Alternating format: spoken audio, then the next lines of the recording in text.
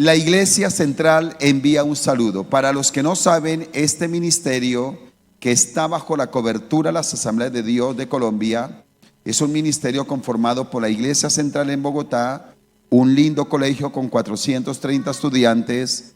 Tenemos iglesias sedes en Caquesa, yendo para Villavicencio, Suba en Bogotá, Lucero en Bogotá, las iglesias del eje cafetero, Pereira, Dos Quebradas, Santa Rosa, Belalcázar, San José, Viterbo, Entadó y la Unión Panamericana, que forman parte del Chocó. Dos lindas familias misioneras que tenemos, una en Argentina y la otra en Pakistán, que curiosamente llegaron esta semana a Bogotá. Van a estar unos días aquí y estamos juntos para extender el reino de Dios a las generaciones. ¿Cuántos dicen amén?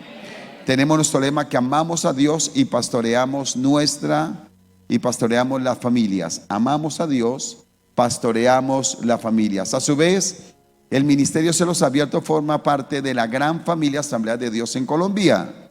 En Colombia, más de 1,300 iglesias en Colombia.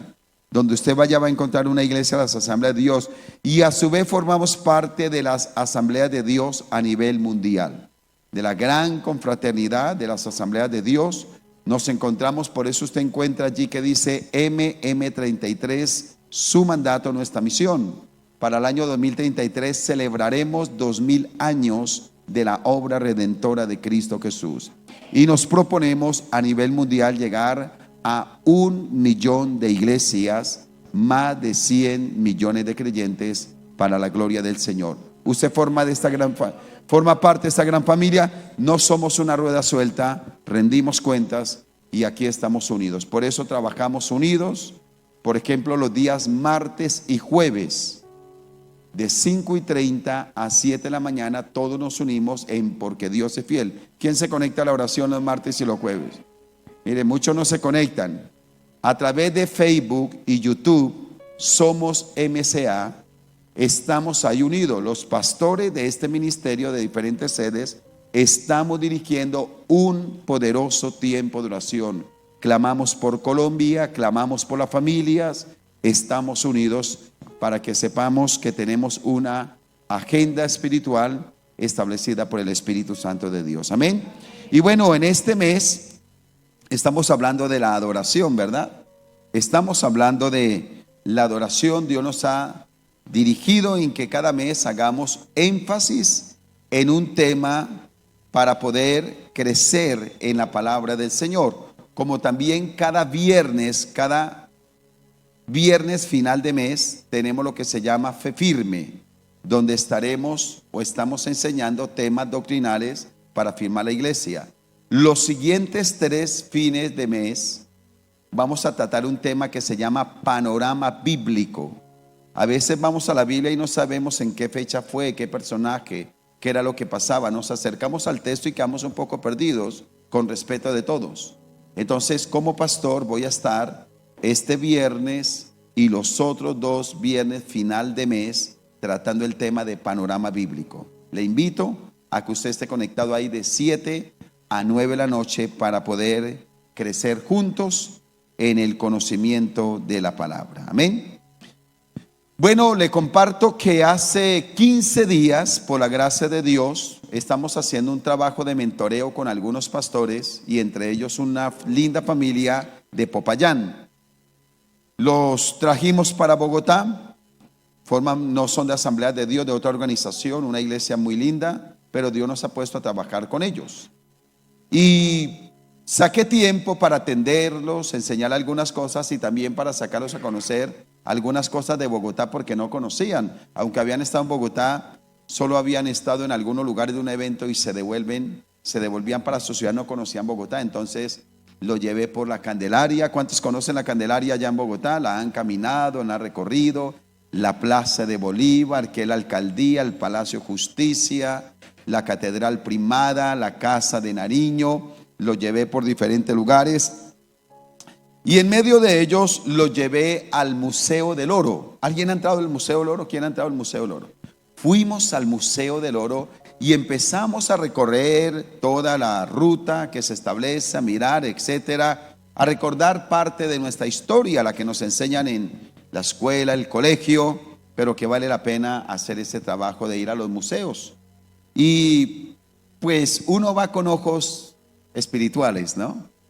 Y va empezando a mirar muchas cosas y me llamó la atención algunos elementos importantes. Por ejemplo, tienen toda una línea de historia desde antes y después de Cristo, pero la cruz de Cristo no aparece por ningún lado.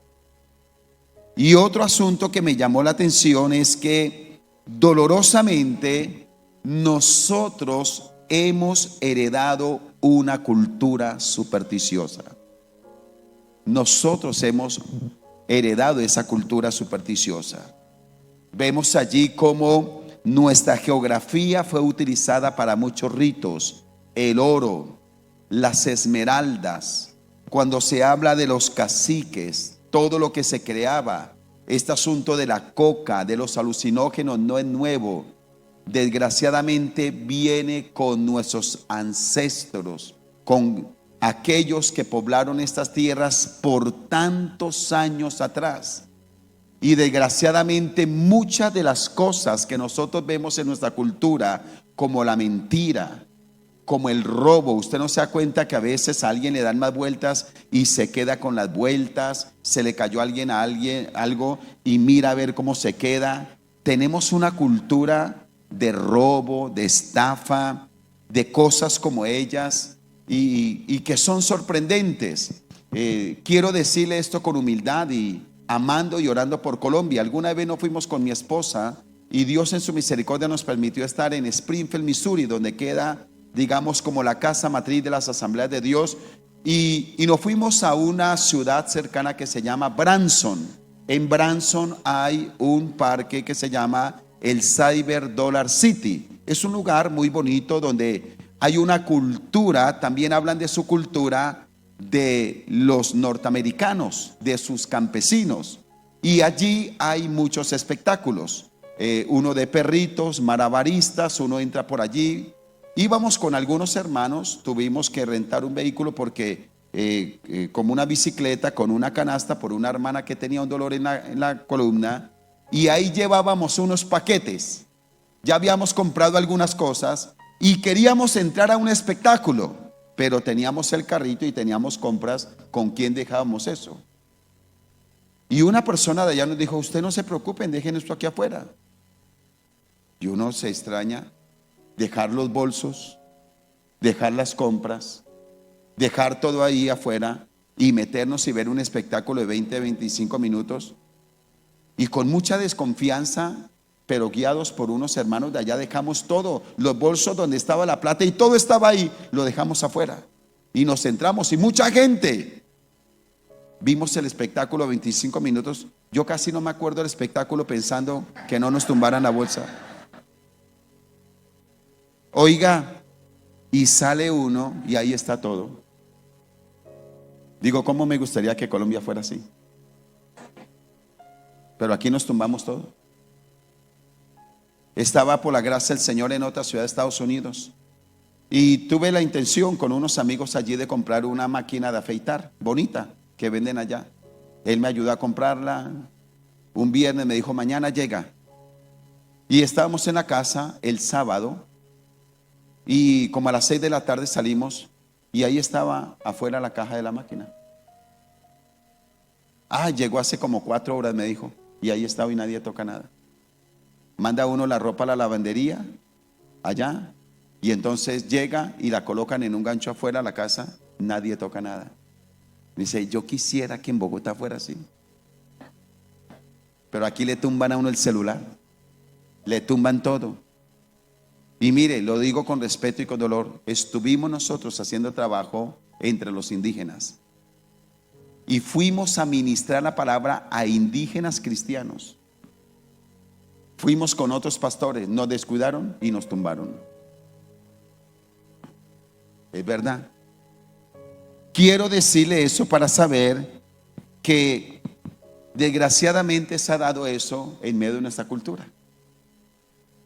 Y que si no tenemos cuidado, estamos amenazados a revivir tan dolorosa historia de superstición, de corrupción y de tantas cosas nuestras.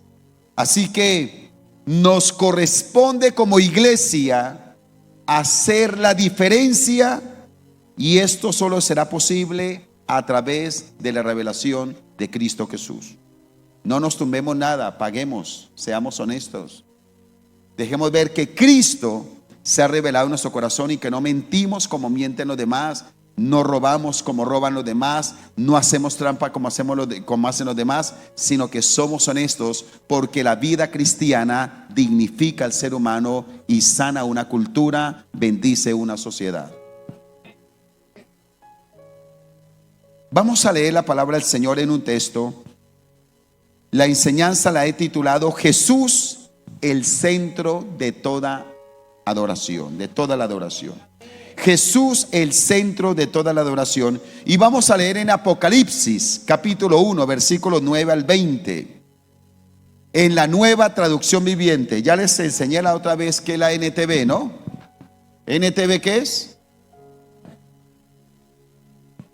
Nunca traen Biblia. Algunos nunca traen Biblia. Si usted es un creyente, debe traer la Biblia a la iglesia. Mire lo que dice Juan capítulo 1 versículo 9 al 20 en la Nueva Traducción Viviente. Le pido su atención porque procuraré ser breve. Yo, Juan, soy hermano de ustedes y su compañero en el sufrimiento, en el reino de Dios y en la paciente perseverancia a la que Jesús nos llama. Me exiliaron a la isla de Patmos por predicar la palabra de Dios y por mi testimonio acerca de Jesús. Era el día del Señor y yo estaba adorando en el Espíritu. Diga conmigo, adorando en el Espíritu.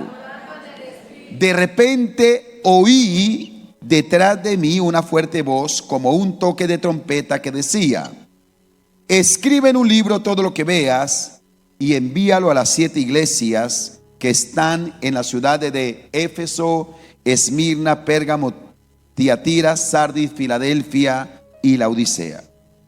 Cuando me di la vuelta para ver quién me hablaba, vi 7 candelabros de oro.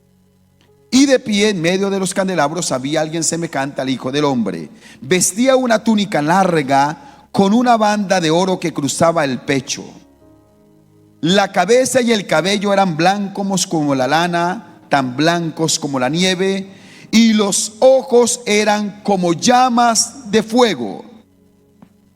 Los pies eran como bronce pulido refinado en un horno, y su voz tronaba como potentes olas del mar. Tenía 7 estrellas en su mano derecha, y una espada aguda de doble filo salía de su boca, y la cara era semejante al sol cuando brilla en todo su esplendor. Cuando lo vi, caí a sus pies como muerto, pero él puso la mano derecha sobre mí y me dijo: no tengas miedo, yo soy el primero y el último, yo soy el que vive. Estuve muerto, pero mira, ahora estoy vivo por siempre y para siempre, y tengo en mi poder la llave de la muerte y de la tumba. Escribe lo que has visto, tanto las cosas que suceden ahora como las que van a suceder. Este es el significado del misterio de las 7 estrellas que viste en mi mano derecha y de los 7 candelabros de oro. Las 7 estrellas son los ángeles de las 7 iglesias y los 7 candelabros son las 7 iglesias. Rápidamente nos ubicamos. Estamos hablando del último libro de la Biblia, del libro profético del Nuevo Testamento, escrito por Juan apóstol. Se dice, según el texto nos deja ver, que Juan estaba desterrado en la isla de Patmos por el reinado de Domiciano, seguramente entre los años 94 y 96. Patmos era una isla rocosa, abandonada, que tenía 15 kilómetros de larga por 8 de ancha. Allí estaba puesto a 40 millas de las iglesias de Asia Menor, Y dice que estaba desterrado por causa del evangelio, del testimonio de Cristo, por predicar la palabra de Dios. Y estando allí como un delincuente común, dice que estaba en el día del Señor, y no habla del día que vendrá el juicio, sino que era el primer día de la semana. Usa la palabra curiacos para referirse al primer día de la semana. Y estando allí, dice que en medio del destierro, él determinó hacer algo, y fue adorar en el Espíritu. Eso es clave, adorar en el Espíritu. Y mientras adoraba en el Espíritu, vino una revelación de Dios, y es donde él recibe toda la riqueza del Apocalipsis. Con base en la experiencia de Juan en la isla de Patmos, aquí tenemos la revelación de la gloria de Cristo, la esperanza y regocijo de la iglesia de todos los tiempos. Y vamos a ver la grandeza de Dios cuando de adorar su nombre se trata. Y lo primero que veo en el texto que quiero dejar es que Jesucristo es el que honra a sus siervos. Es el que honra a sus siervos. Mire, estuve predicando en la iglesia sobre la mujer samaritana, porque ahí dice que el Señor está buscando verdaderos adoradores. ¿Y sabe qué he encontrado? Después de haber estudiado tanto tiempo la Biblia, ¿sabe qué he encontrado? Que antes de que Dios pida nuestra adoración, Él atiende a los adoradores. Primero atendió a la mujer samaritana, la sanó sus grietas, y ahí sí le dijo: ahora que te he sanado, adora mi nombre. Y aquí con Juan no está sencillamente pidiendo adoración, sino que Dios, que es tan misericordioso, primero atiende a sus hijos. Y ahí hay una gran diferencia entre lo que es el Dios verdadero y los dioses paganos y la religiosidad. Le animo a que usted vea la cara de un musulmán, y usted no va a ver un musulmán contento. Usted no va a ver un musulmán que irradie gozo, que irradie paz. ¿Sabe por qué? Porque un musulmán, aunque entregue su misma familia por la causa. Yo vi un video donde la mamá estaba despidiendo a su segundo hijo para amarrarse bombas y explotarse, un video real. ¿Sabe?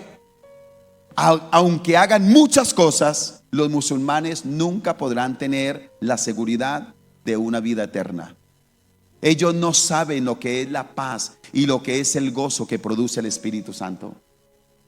¿Sabía usted que el Señor le dijo a sus discípulos: pasemos al otro lado? ¿Sabe qué le dijo Mahoma a sus discípulos? Nos vemos al otro lado. Él no se comprometió a ir con sus discípulos. Me hice entender en eso, ¿verdad? Hicieron una entrevista a pueblo católico. Yo vi el video real. Y le preguntaron a muchos católicos en ciudades como México, saliendo de las grandes catedrales. Y la pregunta era: ¿usted está seguro de la vida eterna? ¿Sabe qué dijeron todos? No estamos seguros. Pero la vida cristiana, el Dios verdadero, Él sí que nos da la seguridad de la vida eterna.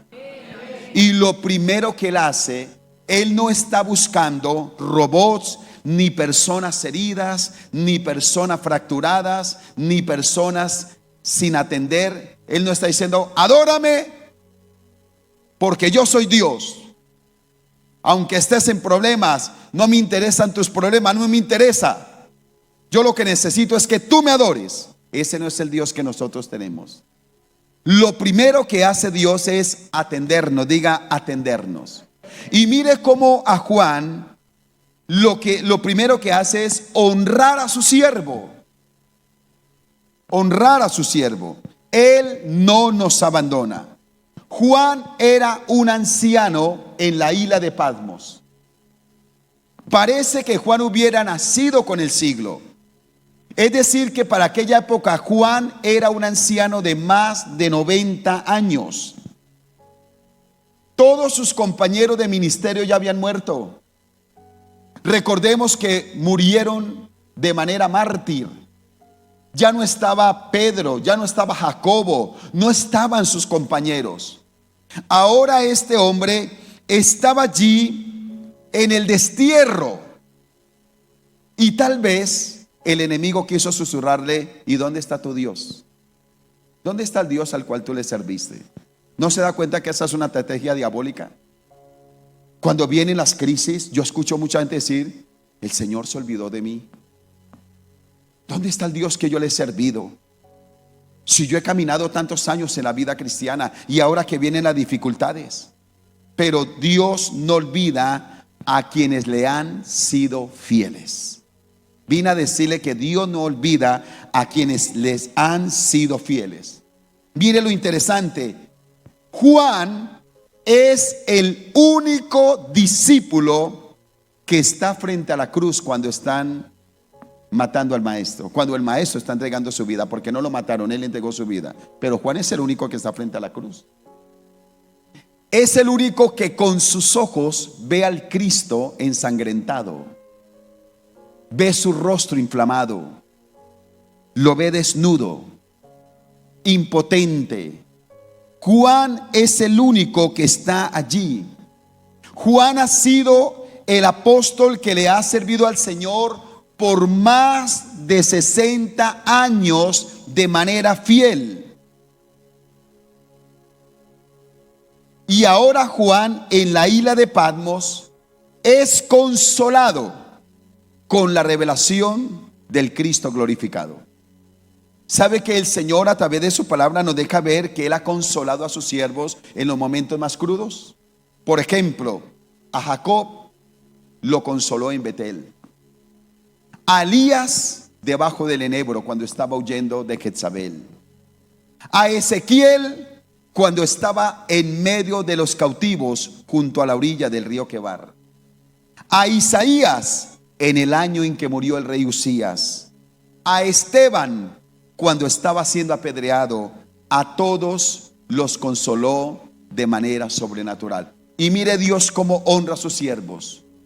La Biblia dice, Jesús mismo lo dijo: el que quiera perder su vida por causa de mí la hallará, y el que pretenda salvar su vida por causa mía, dice, la va a perder. ¿No se da cuenta que Juan fue el único que estuvo frente a la cruz y expuso su vida? Porque si él estaba ahí y estaban matando al maestro, también podían tomar a sus discípulos y los iban a matar también. Pero el único que vio al Cristo ensangrentado fue el que vio al Cristo glorificado.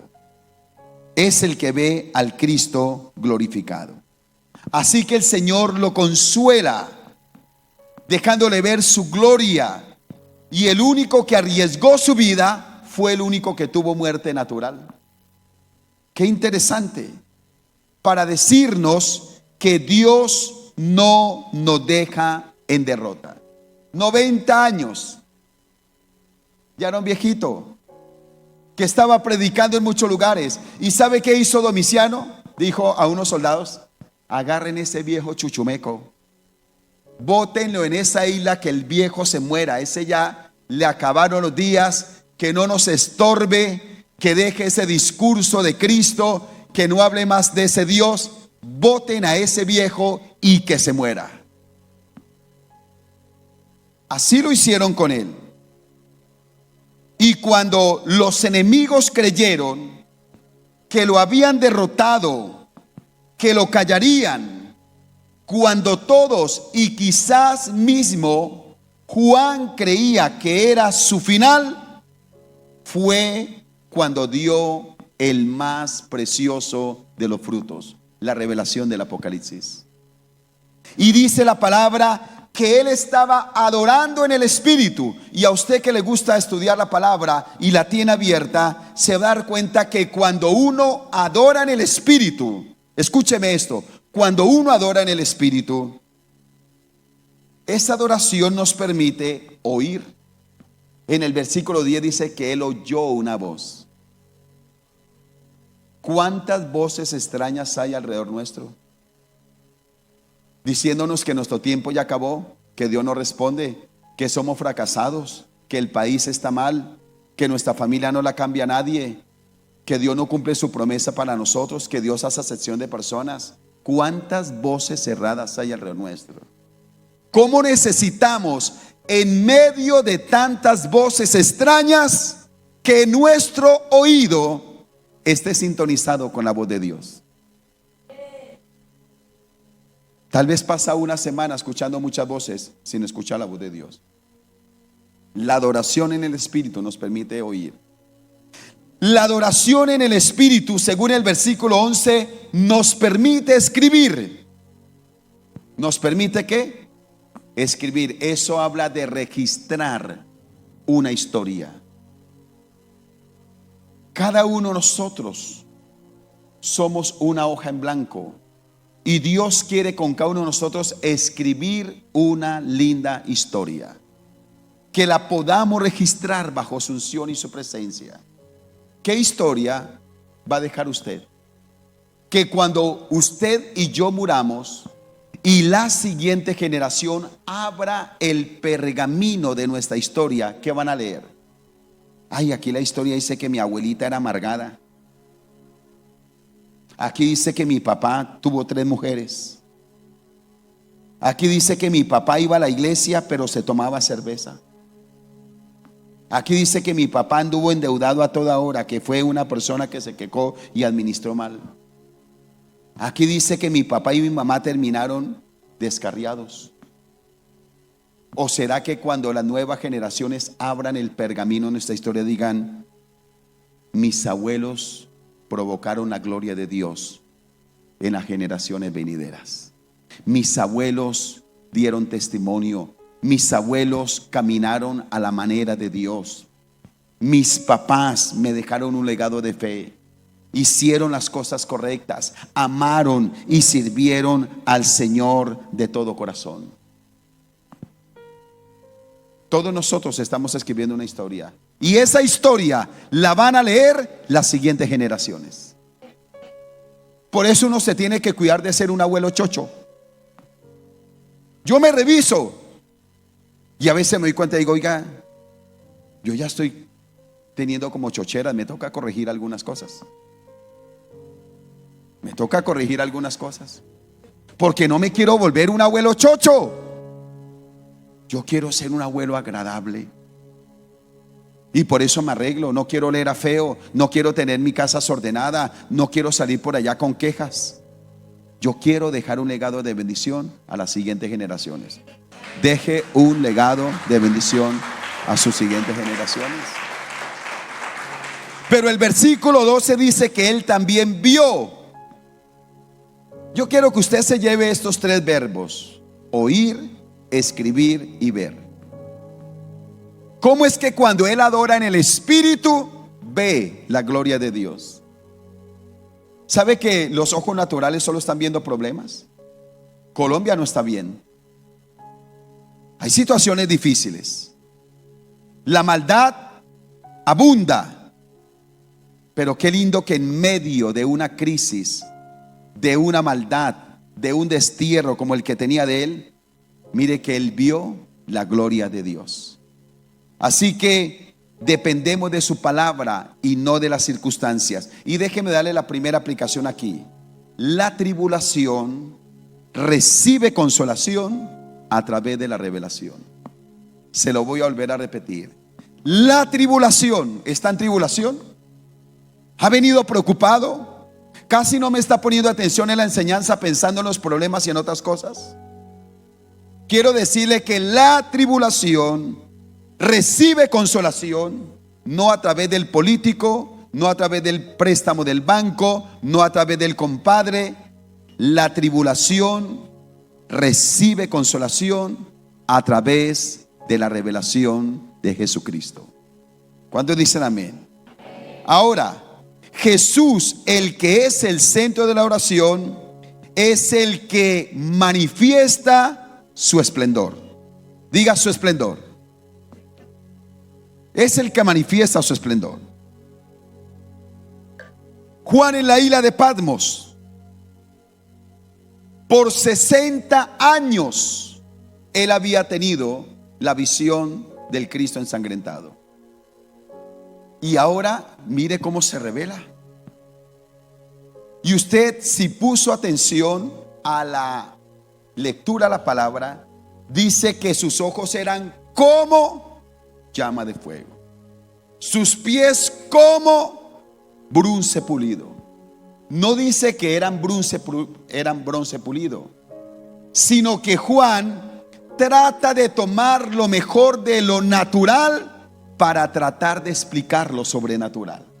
Pero era más que el bronce, era más que el fuego. Me hice entender en eso, ¿verdad? Pero mire lo interesante. Haciendo esta enseñanza para ustedes, hice este comparativo. ¿Qué vio Juan en el año 30 y qué está viendo Juan en la isla de Patmos? Mire, se lo leo rápidamente. Crucificado, ¿cómo vio a Cristo? Desamparado, pero glorificado, lo vio rodeado de 7 candelabros de oro. Crucificado lo ve desnudo, pero glorificado lo ve con una túnica larga. Crucificado con el costado traspasado, pero glorificado, dice que con una banda de oro que cruzaba su pecho. Crucificado con su cabeza llena de corona de espinas. Glorificado con la cabeza y los cabellos blancos como la lana. Crucificado con ojos escupidos. Glorificado con ojos como llama de fuego. Crucificado con los pies clavados, pero glorificado, pies como bronce pulido refinado en un horno. Crucificado no abrió su boca, pero glorificado, voz como potentes olas del mar. Crucificado con manos cargando una cruz y luego clavadas. Glorificado, 7 estrellas en su mano derecha. Crucificado, su boca golpeada. Glorificado, espada aguda de doble filo salía de su boca. Crucificado con cara inflamada por los golpes. Glorificado con cara semejante al sol cuando brilla en todo su esplendor. No nos quedamos con el Cristo crucificado. Hoy adoramos y exaltamos al Cristo glorificado. Él merece toda la honra, merece toda la gloria, merece toda la exaltación. Ya no es el Cristo que todo el mundo puede burlarse de él. Ya no es ese Cristo, sino es el glorificado. Y cuando habla de las vestiduras, ¿cómo estaba el vestido? ¿Sabe? Cuando uno une todo lo que él tenía, está representando al profeta, al rey y al sacerdote. Los 3 ministerios. El único que los cumple es Cristo Jesús.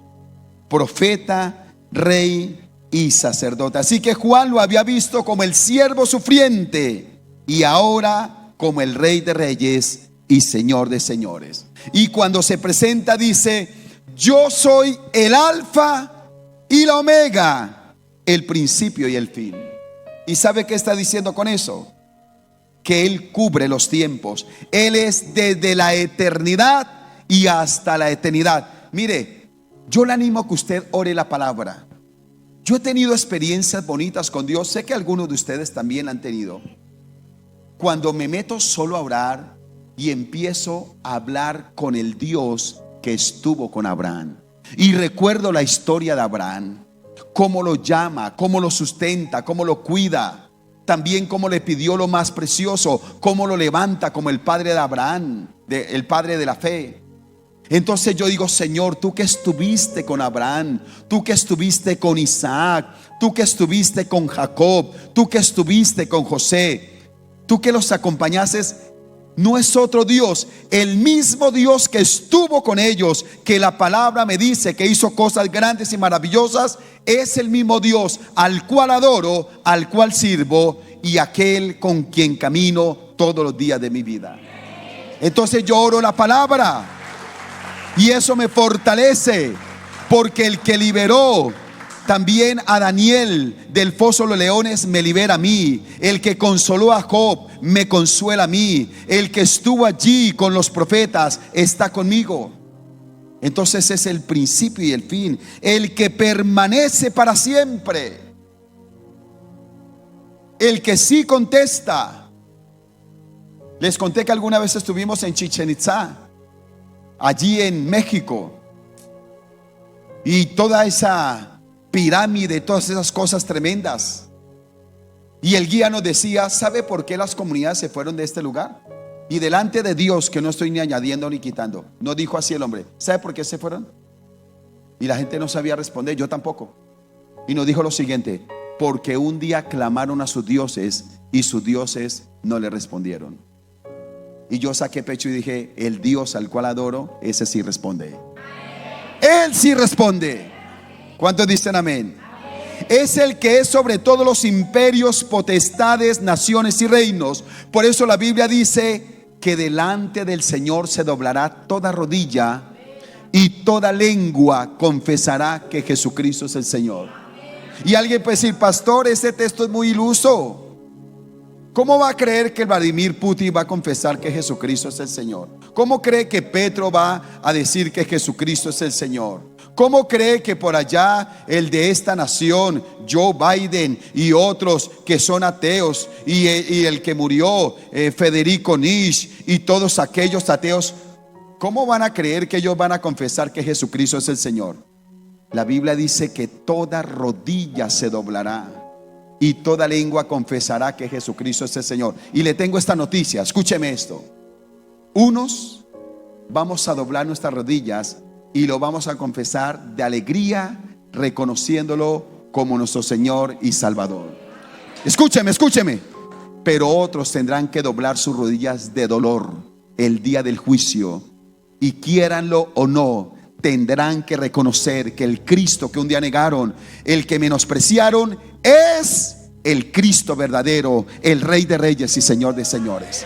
Pero toda rodilla se doblará, uno de alegría y otro de dolor, unos en el tribunal de Cristo para salvación y otros en el gran trono blanco para juicio. Pero toda rodilla se doblará delante de Cristo Jesús de Nazaret. Dígame a eso. Por eso es el Alfa y el Omega, el que conoce nuestros secretos, el que nos cuida y nos sustenta, el que es nuestra máxima defensa, el que cumple su propósito con nosotros.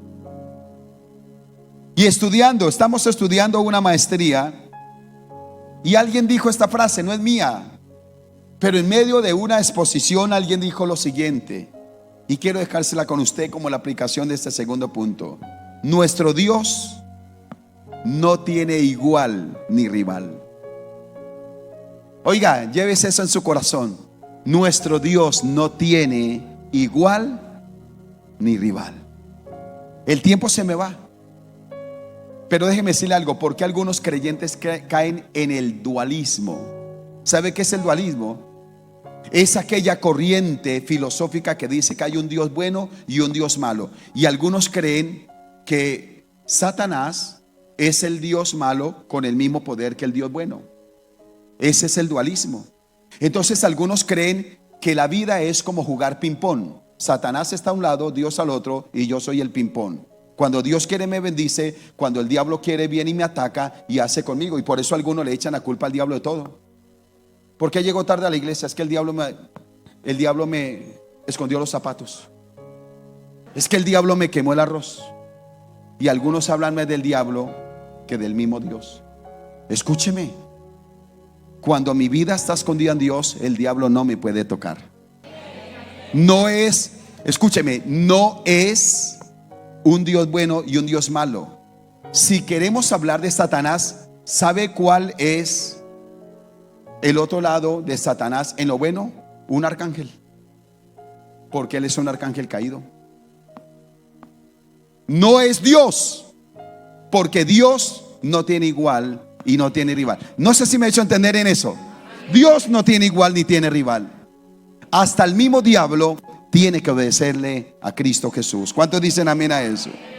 Así que Él es, número 3, Jesús, que es el centro de la adoración. Y ya voy terminando. es el que cuida a su iglesia. ¿Es el que qué? ¿Para qué se reveló al apóstol Juan? ¿Para qué se le reveló? Dijo: escribe el mensaje a las 7 iglesias. Se revela para dar una palabra a cada iglesia de Asia Menor. Y los entendidos que tiene aplicabilidad, dice que era para las 7 iglesias de Éfeso, Tiatira, Esmirna, Sardis, Filadelfia, Laodicea, las 7 iglesias. Pero que cada iglesia a su vez representa una época de la iglesia de todos los tiempos. En otras palabras, este mensaje a las iglesias tiene vigencia para la iglesia de todos los tiempos. ¿Me hice entender en eso, verdad? Así que la iglesia debe estar atenta a la palabra de Dios. Y aquí yo soy chocho y soy cansón. ¿Sabe que hoy en día hay creyentes que un domingo van a 9 cultos? Porque salen de la iglesia y se meten en Facebook, en YouTube y escuchan a todo el mundo. Yo estoy aterrado. Escúcheme, yo estoy aterrado. No sé si este mensaje, usted dice, ese mensaje fue como regular, pero le estoy predicando la palabra, ¿sí o no? Yo estoy aterrado de la cantidad de personas que se suben a un púlpito, toman un micrófono y dicen un poco de cosas que le parecen. Y yo digo, pero ¿de dónde sacaron eso? Eso no salió de la Biblia. Y la iglesia debe tener oído fino para saber a quién escuchar. Alguna vez una hermana llegó a la iglesia y me dijo: pastor, no me acuerdo qué fue lo que me dijo de los niños. Pastor, que hay que hacer algo con los niños, no sé qué. Le dije: ¿y usted dónde saca eso? Dijo: no, es que yo escuché una enseñanza y fulano tal lo dijo. Y como hoy nos guiamos, no es qué dijo, sino quién lo dijo. Y como fulano tal lo dijo, hay que hacerlo. Escúcheme, tenga cuidado con eso. Que todo mensaje que usted escuche salga de la Biblia, porque hay mucho mensaje motivacional, psicológico, por allá financiero, empresarial, de tantas cosas, pero aquellas cosas no salieron de la Biblia. Y la Biblia es la que nos alimenta. Y gloria al Señor. Y yo lo digo con humildad, que en este ministerio, en Asamblea de Dios, tenemos buenos predicadores. Ustedes aquí tienen un pastor feíto, pero que predica bien. Mira, aquí dijeron amén. Pastor, aquí dijeron amén.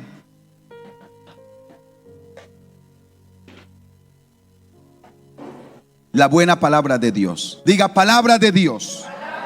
Así que Él vino para darnos palabra.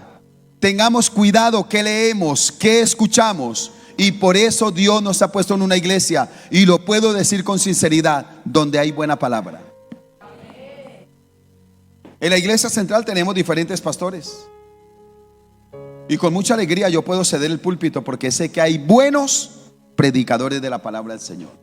Y es mejor que nos digan lo mismo de la Biblia, y no que traten con impresionarnos con algo que la Biblia no dice. ¿Estamos de acuerdo con eso? Ok. Así que Él cuida de la iglesia, porque Él es presente y permanente en la iglesia. ¿Qué querían decirle los que estaban desterrando a Juan? A ver, ¿dónde está su Dios? Ese murió, se fue. ¿Quién sabe cuándo volverá? Pero ¿sabe para qué se reveló? Para decirle a Juan y a la iglesia a todos los tiempos que Cristo está presente. Él está aquí mientras estamos en este culto, a través de la persona maravillosa del Espíritu Santo de Dios. Él no se quedó en la historia, Él no se quedó 2000 años atrás. No es que nuestro Dios se fue, quién sabe dónde andará. Que es lo que habla el deísmo con D. El deísmo con D, deísmo, habla de una corriente filosófica de un Dios que creó el mundo y lo abandonó. ¿Cómo se sienten algunos cristianos? En el dualismo, porque creen que el diablo cuando quiere los ataca y Dios cuando quiere viene y los bendice. Y otros también se creen en el deísmo. Señor, ¿por qué me abandonaste? ¿Por qué te olvidaste de mí? Dejemos de orar así. El Señor no le gustan esas oraciones, porque ni Él nos ha abandonado, ni Él se ha olvidado de nosotros. Su oído está atento a la voz de nuestro ruego. Claman los justos y Jehová los oye y los libra de todas sus angustias. Él hoy está con nosotros. Basta que usted invoque el nombre de Cristo cuando vaya en el megabús, cuando vaya en su bicicleta, cuando vaya a pie, cuando esté en su casa, cuando esté en el baño. Donde quiera que usted invoque la gloria de Dios, ahí está la presencia del Espíritu Santo para bendecirle y sustentarle de manera sobrenatural. ¿Cuántos dicen amén a eso? Así que el que cuida y pastorea la iglesia siempre tendrá que darnos un consejo. Siempre nos dará su descanso. Siempre nos conducirá a través de su dirección para que siempre nosotros estemos con Él. ¿Cuántos dicen amén a eso? ¿No cree que vale la pena adorar a Dios en el Espíritu? La adoración en el Espíritu tiene menos peticiones y más deleite en la presencia del Señor. ¿Cuántas veces el Señor? Suceden dos cosas y con esto voy a terminar. Ya pagué aquí. Suceden dos cosas. ¿Cuántas veces recorremos un día? Nos levantamos, trabaje, plata, aquí, allí, llamada, Facebook, YouTube, chat, hable con uno, con otro. Y el Señor esperándonos en el cuarto para hablar con nosotros.